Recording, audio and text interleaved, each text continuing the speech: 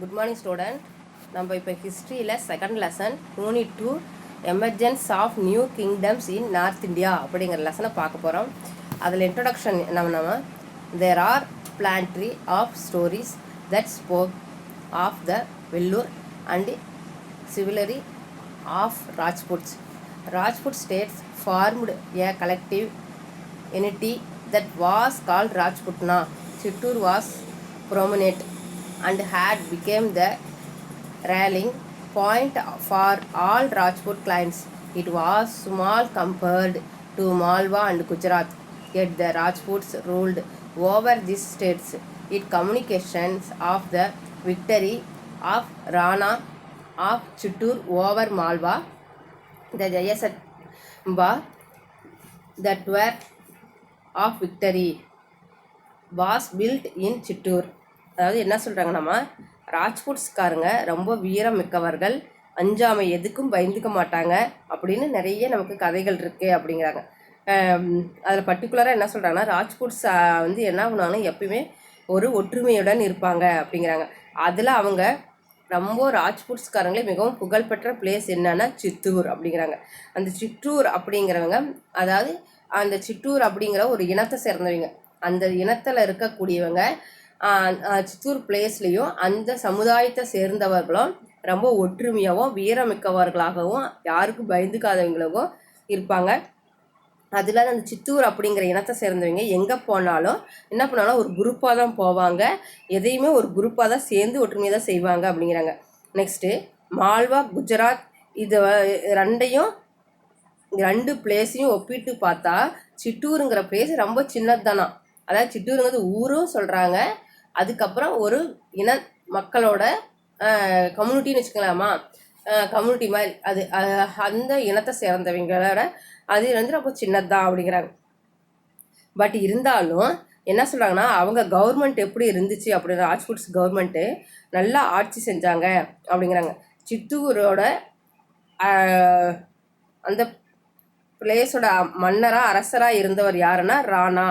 இவர் வந்து இந்த ராணா அப்படிங்கிறவர் மால்வா பிளேசஸை கேப்சர் பண்ணி சண்டை போட்டு வெற்றி அடைஞ்சார். அதனால தான் அந்த பிளேஸோட நினைவாக தான் என்ன பண்ணுறாருன்னா ஜெயஸ்தும்பா அப்படிங்கிற பில்லர் வச்சு ஒரு பில்லர் கட்டினாராம். அந்த பில்லர் வந்து எங்கே இருக்குன்னா சித்தூரில் இருக்கான். அந்த சித்தூரில் ஏன்னா மால்வா பிளேஸோட மன்னர் வந்து சித்தூர் பிளேஸை கேப்சர் பண்ணுறதுல சித்தூர் மன்னர் வந்து மால்வா பிளேஸை கேப்சர் பண்ணி வெற்றி பெற்றாரு அப்படிங்கிற நினைவாக தான் என்ன பண்ணுறாருன்னா சித்தூரில் அவர் ஜெயஸ்தும்பா அப்படிங்கிற ஒரு மிகப்பெரிய பில்லரை கட்டியிருக்காரு அப்படிங்கிறாங்க. அது பாருமா ஃபிகர்லேயே இருக்குது. The Pratiharas and the Palas and he established their powerful kingdoms in western India and in eastern in respectively 9th century அப்படிங்கிறாங்க. நெக்ஸ்ட் என்ன சொல்கிறாங்கன்னா, the Pratihara dynasty has promised to such as excellent that it is called itself decline the Pratihara kingdoms to the rise. Next என்ன சொல்கிறாங்களாமா, இந்த சித்தூர் பிளேஸில் இருந்தக்கூடிய மன்னர்கள் வந்து ரொம்ப Bengal, Chauhans, north western India Islamic period might to behind in the immediate context of Arabs conquest in Sindh. அதாவது இவங்க என்ன சொல்கிறாங்க அப்படின்னாமா, பிரதிகாரர்ஸ், பாலர்ஸ், இவங்கெல்லாம் என்ன சொல்கிறாங்கன்னா ரொம்ப வலிமை மிகுந்த அரசர்கள். அதாவது 9th சென்ச்சுரியில் ராஜஸ்தான், கனோஜ் ஆகிய பிளேஸில் வந்து என்ன பண்ணியிருக்காங்க அப்படின்னா ஒரு மிகவும் சக்தி பில்லர் மாதிரி அதிகமான சக்தி வாய்ந்தவர்களாக இருந்தாங்க அப்படிங்கிறாங்க. அதாவது இவங்க வந்து என்ன சொல்கிறாங்கன்னா AD 712 rather than in AD CE 1200, but the residents so by the king of Kanauj, especially of Yasovarman AD kings of helped Kanauj and most of northern India until the middle of the 10th century made of impossible. அதாவது என்ன சொல்ல வராங்க அப்படின்னாமா, பிரதிகாரர்ஸ் வந்து ஆட்சி வந்து வீழ்ச்சி downfall ஆகிறதுக்கு காரணம் என்னன்னா பெங்கால் பிளேஸில் பாலர்கள் வந்து ரொம்ப டாமினேட் ஆட்சியாக இருந்துச்சு. அதனால என்ன சொல்கிறாங்கன்னா, இந்தியாவில் வந்து சௌஹான்ஸ் ஆட்சி நடைபெற்ற ஒரு சூழ்நிலை ஏற்பட வேண்டியதாக ஆயிடுச்சு அப்படிங்கிறாங்க. பர்டிகுலராக 712 வந்து சிந்து பிளேசஸ் வந்து அரேபியர்கள் வந்து இந்தியாவை இஸ்லாமியர்கள் காலகட்டம் அப்படின்னு சொல்கிற அளவுக்கு ஆட்சி செஞ்சாங்களாம். ஏன்னா இந்தியாவில் வந்து இஸ்லாமியர்கள் ஆட்சி செய்யணும் அப்படிங்கிற ஒரு எண்ணத்தில் அரேபியர்கள் இந்தியாவுக்குள்ளே வந்து சிந்து ரிவர் வழியாக வந்து இந்தியா பிளேஸை கேப்சர் பண்ணி ஆட்சி செஞ்சாங்க அப்படிங்கிறாங்க. பர்டிகுலராக இதில் என்ன சொல்ல வராங்கன்னா, கனோஜ் பிளேஸு யசோதவர்மன் அப்படிங்கிற மன்னர் ஆட்சி செஞ்சுட்டு இருந்தார். எதிர்பார்ப்ப விதமாக 10th சென்ச்சுரியில் இது என்னாச்சுன்னா, பெரும் பகுதியான பிளேஸை கனோஜ் பிளேஸை ராஜ்புட்ஸ்காரங்க கேப்சர் பண்ணி இந்தியாவில் இஸ்லாமியர்கள் ஆட்சி கிட்டத்தட்ட 1200 ஆட்சியில் அந்த இயரில் தொடங்கி ஆட்சி செய்ய வேண்டிய சூழ்நிலை ஏற்பட்டுச்சு அப்படிங்கிறாங்க. நெக்ஸ்ட்டுமா, ராஜ்புட்ஸ், அதாவது ஆர்கன்ஸ் ஆஃப் த ராஜ்புட்ஸ் இருக்காங்க எப்படி இந்தியாவில் தோன்றினார்கள் அப்படிங்கிறாங்க. The world Rajput is derived from the Sanskrit world Rajputna which means season of the royal blood. After the death of Harsha in AD 647, various Rajput clans established kingdoms in different parts of northern and central India. The Rajputs trade their pedigree far back into the past. Their three principal houses are Suryavansamani, or the race of the sun of the Chandravamsani, or the race of the moon, and the Agnikula, or the race of fire god. அதாவது என்ன சொல்ல வராங்க அப்படின்னாமா, ராஜ்புட்ஸ்காரங்க எப்படி தோன்றினாங்க அப்படிங்கிறாங்க. ராஜ்புட்ஸ்காரங்க அப்படிங்கிற வார்த்தை வந்து word வந்து எதுலேருந்து எடுக்கப்பட்டுச்சுன்னா, ராஜ்புத்ரா அப்படிங்கிற சான்ஸ்கிரிட் சொல்லேருந்து எடுக்கப்பட்டுச்சு அப்படிங்கிறாங்க. இதோட மீனிங் என்ன அப்படின்னா, அரச வம்சத்தை சேர்ந்தவங்க, அதாவது அந்த பரம்பரையாக டைனசிட்டி வம்சத்தை சேர்ந்தவங்க. இப்போ நம்ம வீட்லலாம் சொல்கிறாங்களா, எங்கள் தாத்தாவோட பையன் ஒன்னேறு தாத்தாவோட பையன் எங்கள் அப்பாவோட பையன் இவன் அப்படின்னு நம்ம சொல்கிறோம் இல்லையா, பரம்பரைன்னு சொல்கிறோம் இல்லையா. அந்த மாதிரி அவங்க என்ன சொல்கிறாங்கன்னா, பரம்பரையாக அரச குடும்பத்தை சேர்ந்தவங்க, அதாவது ரத்த சொந்தம் மட்டுமே ஆட்சி செய்யணும் அப்படிங்கிறது இருந்துச்சு. ரத்த சொந்தம்னாமா என்ன அர்த்தம்னா, அவங்களோட பையன் மட்டும்தான் வாரிசாக இருக்கணுமா. இப்போ தத்துக்கு எடுத்து வளர்த்துறாங்களா, அடாப்ட் சைல்டு நிறைய பேர் தத்துக்கு எடுத்து, அந்த மாதிரி எடுத்து வளர்த்துறக்கூடிய குழந்தைகள் அரச குடும்பத்தை ஆட்சி செய்யக்கூடாது அப்படின்னு ஒரு ரூல்ஸ் இருந்துச்சான். அது வந்து 647 ஹர்ஷர் இறந்த பிறகு நார்த்து சைடும் சென்ட்ரல் சைடும் இந்தியாவில் வந்து பல பகுதிகளில் மிகப்பெரிய ப்ராப்ளத்தை உண்டு பண்ணுச்சு அப்படிங்கிறாங்க. பர்டிகுலராக ராஜ்புட்ஸ்காரங்க நம்மளோட வம்சாவளி ரத்த வம்சத்தை சேர்ந்தவங்க, நம்மளோட பிளட்டு வந்து இல்லை, அதனால் மற்றவங்க யாரும் ஆட்சி செய்யக்கூடாது அப்படின்னு ரொம்ப ப்ராப்ளம் பண்ணாங்க அப்படிங்கிறாங்க. அந்த ப்ராப்ளம் பண்ணும்போது தான் என்ன சொன்னாங்கன்னா, இப்போ நம்ம சைடு என்ன சொல்கிறாங்க, நீங்களே கூட பாருங்கள், உங்கள் வீட்டில் கேட்டு பாருங்கள், அம்மா வீட்டு சைடு ஒரு குலதெய்வம் இருக்கும், அப்பா வீட்டு சைடு ஒரு குலதெய்வம் இருக்கும் இல்லையா. நாம் என்ன பண்ணுவோம், அப்பா வீட்டு குலதெய்வத்தை தான் கோயிலுக்கு போய் கும்பிடுவோம். அந்த மாதிரி என்ன சொல்கிறாங்கன்னா, அந்த பரம்பரையில் இருக்க ஆண்மகனோட வம்சாவளி வரக்கூடியவங்கள தான் குலதெய்வத்தை கும்பிடணும் அப்படின்னு சொல்கிறாங்க. அந்த மாதிரி 3 முக்கியமான குலங்கள் இருந்துச்சான். அந்த வம்சாவளி என்னன்னு பார்த்தா, சூரிய குலம், அதாவது சூரிய வம்சம் அப்படின்னு சொல்கிறாங்க இல்லையா. சூரிய வம்சத்தை சேர்ந்தவங்க சூரிய குலத்துக்காரங்க அப்படின்னு சொன்னாங்களாம். சந்திரவம்சி அப்படிங்கிறவங்க சந்திர குலத்துக்காரங்க அப்படின்னாங்களாம். அக்னிகுலம் அப்படின்னா நெருப்பிலிருந்து தோன்றியவர்கள் அப்படின்னு அர்த்தம். அந்த மாதிரி சூரியவம்சி, சந்திரவம்சி, அக்னிகுலம், இந்த 3 இனத்தவர்கள் இருந்தாங்க. அந்த 3 இனத்தவர்களும் என்ன பண்ணாங்களாம், சூரியகுலம், சந்திரகுலம், அக்னி வம்சத்தை சேர்ந்தவங்க ராஜ்புட்ஸ்காரங்களே மிக முக்கியமானவங்களாம். இவங்க 3 வம்சாவளி சேர்ந்தவங்களும் ரொம்ப ரொம்ப வெரி வெரி இம்பார்ட்டன்ட் அப்படிங்கிறாங்க. இவங்க வந்து என்ன சொல்கிறாங்கன்னா, பந்தல்கண்டு அப்படிங்கிற சந்தேலர்கள் அப்படிங்கிறவங்க பந்தல்கண்ட் பிளேஸில் வாழ்ந்துட்டு இருந்திருக்காங்க. அதனால் இப்போ ப்ரெசண்ட் வந்து ஹரியானா பிளேஸில் வந்து தோமர்ஸ் வாழ்ந்துட்டு இருக்காங்க அப்படிங்கிறாங்க. 12th சென்ச்சுரியில் இவங்க சௌஹான்ஸ் அப்படிங்கிறவங்க வெற்றி பெற்று அங்கே ஆட்சி செய்ய ஆரம்பித்தாங்க அப்படிங்கிறாங்க. Next mark, who claimed descent from solar and lunar lines. Chandelas of Bundelkhand were prominent Tomers were ruling in the Haryana region, but they were overthrow by the Chauhans in the 12th century. 12th centuryயில் என்ன பண்ணாங்கன்னா சௌஹான்ஸ்கள் ஆட்சி செய்ய ஆரம்பித்தாங்க அப்படிங்கிறாங்க. நெக்ஸ்ட்டுமா 36 royal Rajput clans were listed by the oriental scholar James Tod in AD 1829. Among them 4 claimed a special status. The Pratiharas, Chauhans, Chalukyas, different from the Deccan Chalukyas, known as Cholangis, at the Paramaras of powers. All the 4 clans were of the Agnicola origin. அதாவது என்ன சொல்கிறாங்கன்னா James bond அப்படிங்கிற ஒரு புலமை வாய்ந்தவர். அவர் வந்து ரொம்ப கவிதை எழுதுறதுலையும் நல்ல பாட்டுகள் எழுதுறதுலையும் ஒரு புலமை வாய்ந்த ஒரு மன்னர். கிபி அவர் என்ன சொல்கிறார் 1828 36 ராஜ்புட்ஸ் அரச குலங்களை பற்றி ஒரு பட்டியல் எழுதியிருக்கிறாரு. இப்போ ராஜ்புட்ஸ்காரங்க நம்ம ஃபஸ்ட்டு என்ன பார்த்தோம், அதில் very very important 3 Suryavanshi, Chandravanshi, அக்னிகுலா அப்படிங்கிறாங்க. வெரி வெரி இம்பார்ட்டன்ட் 3 தான் இம்பார்ட்டன்ட். ஆனால் ஆக்சுவலாக என்ன சொல்கிறாங்கன்னா 36 ராஜ்புட்ஸ் இனத்தக்காரங்க குலம் இருந்துச்சு. பட் ஆனால் அதில் இது 3 வெரி வெரி இம்பார்ட்டன்ட் அப்படிங்கிறாங்க. அதுலேருந்து பிரிஞ்சு போனது தான் 4 பேராக இருந்தாங்க. அதில் யார் அப்படின்னா 4 குலங்களாக பிரிஞ்சாங்க. அந்த 4ஆக பிரிஞ்ச யார் அப்படின்னு பார்த்தா பிரதிகாரர், சௌஹான், சோலங்கிஸ், சாளுக்கியஸ் இவங்க எல்லாமே டெக்கான் பிளேஸில் வாழ்ந்துட்டு இருந்தாங்க.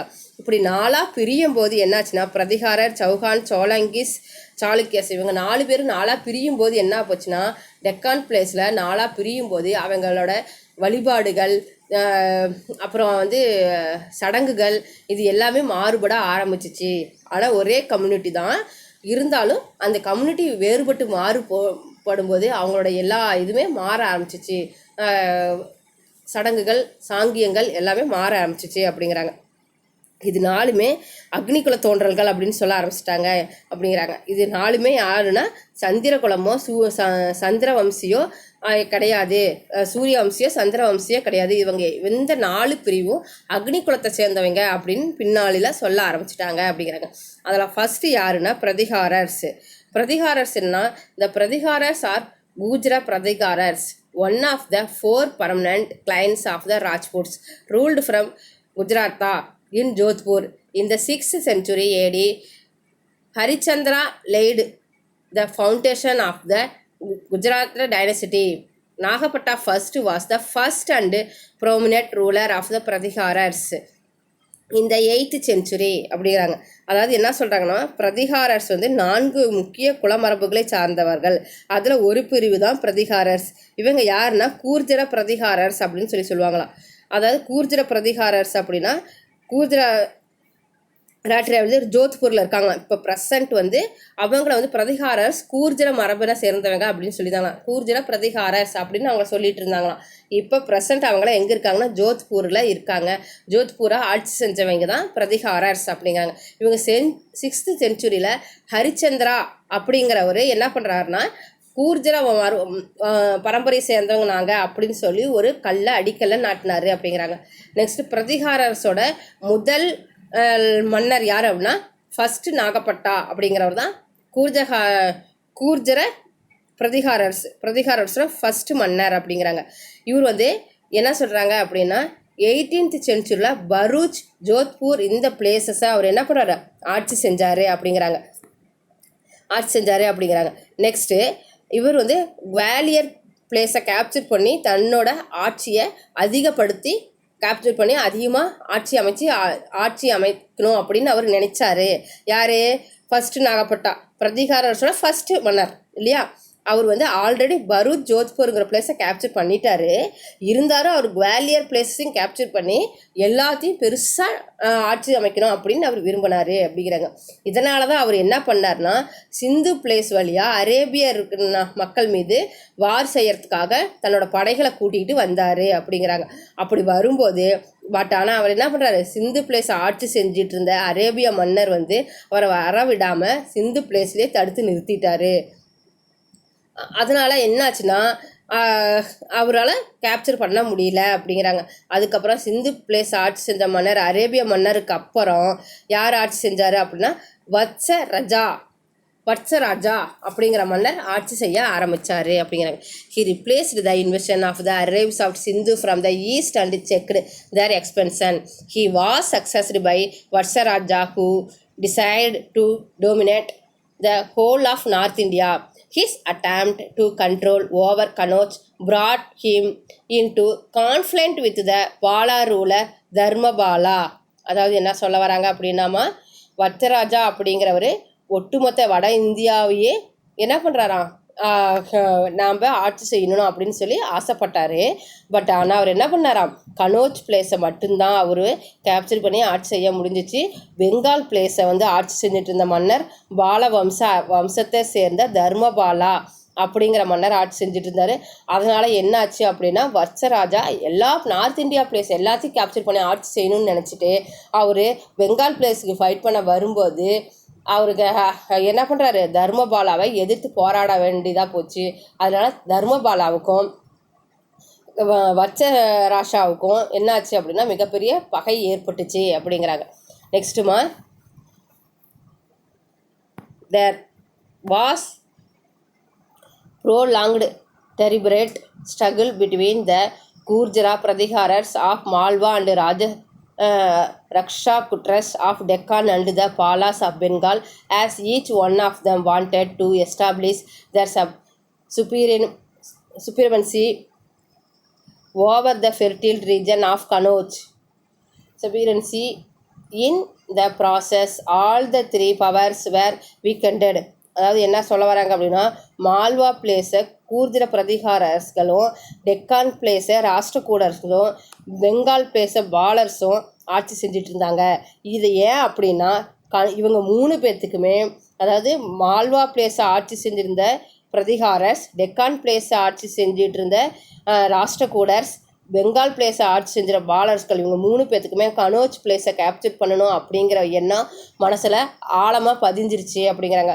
ஏன் அப்படின்னா, டெக்கான் பிளேஸ் கனோஜ் பிளேஸில் நிறைய செல்வங்கள், நிறைய நோய்களுக்கான கொடிய மருந்துகள் எல்லாமே இருக்கிறதா இவங்களுக்கு தகவல் வந்துச்சு. அதனால் தன்னோட சக்தி அனைத்தையும் பலப்படுத்தி கனோஜ் பிளேஸை வந்து ஃபைட் பண்ணி அவங்க கேப்சர் பண்ணி ஆட்சி செய்யணும்னு அப்படின்னு ஆசைப்பட்டாங்க அப்படின்னு சொல்கிறாங்க. இவங்க 3 பேர்த்துக்குமே கனோஜ் பிளேஸ் மீது ரொம்ப அதிகப்படியான என்ன சொல்கிறாங்க, ஆசை அதிகமாக இருந்துச்சு அப்படிங்கிறாங்க. அதுக்கப்புறம் என்னன்னா, next Vatsaraja succeeded Nagabhata second and Ramabhadra did not do anything impressively. Mihirabhoja or Bhoja son of Rambhadur within a few years. Rambhadra within a few years of succession succeeded in consolidating the power of the Pradhikarars. As the strong ruler, Bhoja was able to maintain peace of his kingdom. The Arab means was firmly taken by him. After Bhoja, the Pradhikara Empire contained its full glory of nearly a century. அதுக்கப்புறம் என்ன சொல்ல வராங்கம்மா, வத்சராஜா தொடர்ந்து ஆட்சி பொறுப்பை என்ன பண்ணுறாராம், நாகப்பட்டா second Ramabhadra அப்படிங்கிறவர் குறிப்பிட்ட சாதனைகள் எதுவும் அவர் செய்யலை அப்படிங்கிறாங்க. ஏன்னா வத்சராஜாவுக்கு அப்புறம் வந்த நார்த் இந்தியாவையே ஃபுல்லாக கேப்சர் பண்ணி ஆட்சி செய்யணும்னு வத்சராஜா நினச்சாரு. பட் ஆனால் அவரால் முடியல. ஏன் அப்படின்னா, அவர் வந்து பால வம்சத்தை சேர்ந்த தர்மபாலா அப்படிங்கிற மன்னர்கிட்ட கனோஜ் பிளேஸை கேப்சர் பண்ணுறதுனால அவருக்கு பயங்கர ப்ராப்ளம் ஏற்பட்டு சண்டை ஏற்பட்டுருச்சு. அதனால் அதுக்கப்புறம் என்ன, தொடர்ந்து தோல்வி ஏற்பட ஆரம்பிச்சிருச்சு. அப்புறம் அவர் தோல்விக்கு அப்புறம் வத்சராவை தொடர்ந்து செகண்ட் நாகப்பட்டா அப்படிங்கிற ராமபத்ரா அப்படிங்கிற மன்னர் ஆட்சி பொறுப்பு ஏற்றுக்கிட்டாரு. பட் ஆனால் அவர் எந்த ஒரு வத்சராஜா மாதிரி சாதனைகள் எதுவுமே அவர் செய்யலை அப்படிங்கிறாங்க. ராமபத்ராவுக்கு பின்னாடி வந்த அவருடைய சன்னு யாருன்னா மிஹ்ரபோஜா. அவர் வந்து போஜா அப்படின்னு சொல்லி அவருக்கு பெட் நேம் இருந்துச்சான்.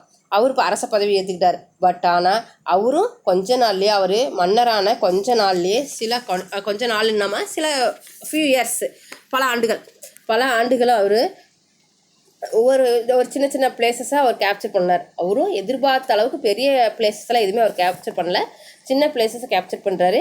ஆனால் என்ன சொல்கிறாருன்னா, இவர் மிகவும் ஒரு வலிமை மிகுந்த மன்னராக இருந்தார், தனது நாட்டில் வந்து ரொம்ப அமைதி இருக்கணும் அப்படின்னு அவர் நினச்சாரு. அதனால் என்ன சொல்கிறாரு, அரேபியர்ஸோட பயத்துக்கோ அதுக்கப்புறம் போஜாவுக்கு பின்னாடி வந்த சில காலம் வந்து பிரதிகாரர்ஸ் புகழோடும் ரொம்ப ஆட்சி செஞ்சாங்க அப்படிங்கிறாங்க. ஏன்னா இந்த போஜா வந்து அதிகமாக அவர் யாருமே சண்டை பண்ணி மற்ற பிளேஸை கேப்சர் பண்ணணும்னு அவர் விரும்பலை. ஆனால் தன்னோட பிளேஸை கேப்சர் பண்ண வரக்கூடிய மன்னர்கள்ட்ட எதிர்த்து போராடி தன்னோட நாட்டை காப்பாற்றினார் அப்படிங்கிறாரு. இவர் போய் மற்ற நாட்டு மன்னர்கிட்ட சண்டை போட்டு நாட்டை கைப்பற்றணும்னு நினைக்கல, ஆனால் தன்னோட நாட்டை யாருக்கும் கைப்பற்றக்கூடாதுன்னு போராடி வெற்றி அடைஞ்சார் அப்படிங்கிறாங்க. ஆனால் இவர் இறந்த பிறகு இவருக்கு பின்னாடி வந்த பிரதிகாரர்ஸ் வந்து ரொம்ப ஃபேமஸாக ரொம்ப புகழோடு இருந்தாங்க அப்படிங்கிறார். நெக்ஸ்ட்டுமா, having successfully resided the Arabs, the Pratiharas turned their attention towards the coast, and by the end of millennium they ruled over the large part of Rajasthan at Malwa. They also held Kannauj for some times. Of the Rajputs found each other endlessly in the 11th and 12th century, taking advantage of this internation quarrels. Many local kings succeeded in making themselves independent. அதுக்கப்புறம் என்ன சொல்கிறாருமா, அரேபியர்கள் வந்து வெற்றிகரமாக எதிர்த்து யார் பிரதிகாரர்ஸ் கூட சண்டை போட்டாங்க. But ஆனால் பிரதிகாரர்ஸ் தங்கள் கவனத்தை எல்லாத்தையுமே என்ன பண்ணாங்களாம், அரேபியர்ஸில் சண்டை போடுறதை வந்து அவங்க விரும்பலை, ஈஸ்ட் சைடு இருக்கக்கூடிய பிளேஸை நோக்கி தான் அவங்க வந்து என்ன பண்ணாங்க, தன்னோட கவனத்தை திருப்பினாங்க.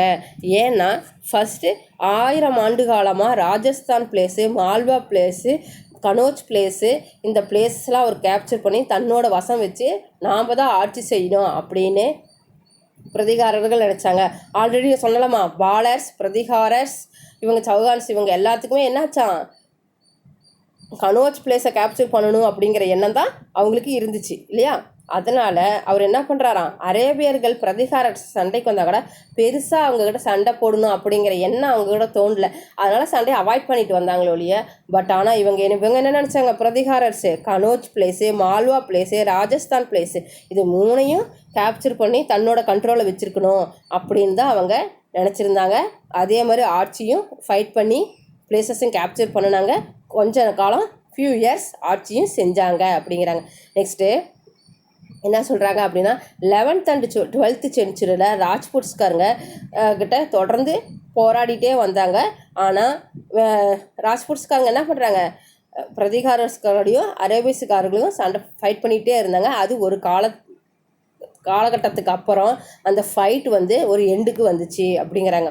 இந்த சூழ்நிலையில் தான் என்ன பண்ணுறாங்க, உள்ளூரில் இருக்கக்கூடிய குட்டி குட்டி பிளேஸில் இருக்கக்கூடிய மன்னர்கள்லாம் என்னாச்சு, சுதந்திரமாக செயல்பட ஆரம்பித்தாங்க. ஏன் அப்படின்னா ராஜ்புட்ஸ்காரங்க அரேபியர்களும் பிரதிகாரர்ஸ், பாலர்கள்ஸ், சௌஹான்ஸ்காரங்கிட்ட இவங்ககிட்ட தொடர்ந்து சண்டை போட்டுட்ருக்கறனால எல்லாரும் கவனத்தை அந்த பக்கம் திருப்பிட்டு இருந்தனால அந்த டைமில் குட்டி குட்டி பிளேஸில் இருந்த, இப்போ எக்ஸாம்பிளுக்கு என்ன சொல்கிறோம், நம்ம சின்ன சின்ன இப்போ நம்ம மேட்டூரில் எடுத்துட்டோம், கொளத்தூர், மேட்டூர், அந்த சைடு எடுத்துக்கிட்டோமா, சேலம், பவானி, ஈரோடு அப்படி இருக்கலாமா, அந்த மாதிரி எல்லாம் சேர்ந்து தான் ஒட்டுக்க நம்ம என்ன சொல்கிறோம், சேலம் டிஸ்ட்ரிக்ட் சொல்கிறோம். ஆனால் அதில் எவ்வளோ பிரிவுகள் ஊருக்கு, ஓமலூர், இந்த மாதிரி குட்டி குட்டி பிளேஸ்லாம் இருக்குல்ல, அந்த மாதிரி குட்டி குட்டி பிளேஸில் இருக்கக்கூடிய குட்டி குட்டி மன்னர்கள்லாம் என்ன பண்ணுறாங்க, சின்ன சின்ன அரசர்கள்லாம் இண்டிபெண்ட்டாக செயல்பட ஆரம்பித்தாங்க அப்படிங்கிறாங்க. ஏன்னா இவங்க பெரிய மன்னர்கள்லாம் அந்த ஃபுல்லாக அந்த பிளேஸஸே கேப்சர் பண்ணணும்னு ஃபைட் பண்ணிகிட்டு இருக்காங்க. அந்த குட்டி குட்டி பிளேஸில் இருக்கக்கூடிய மன்னர்கள்லாம் என்ன இண்டிபெண்ட்டாக செயல்பட ஆரம்பித்தாங்க அப்படிங்கிறாங்க. இதோடு இன்றைக்கி நம்ம முடியுதுமா. பாலாஸ் தர்மபாலா பற்றி நாளைக்கு பார்க்கலாம். தேங்க்யூ.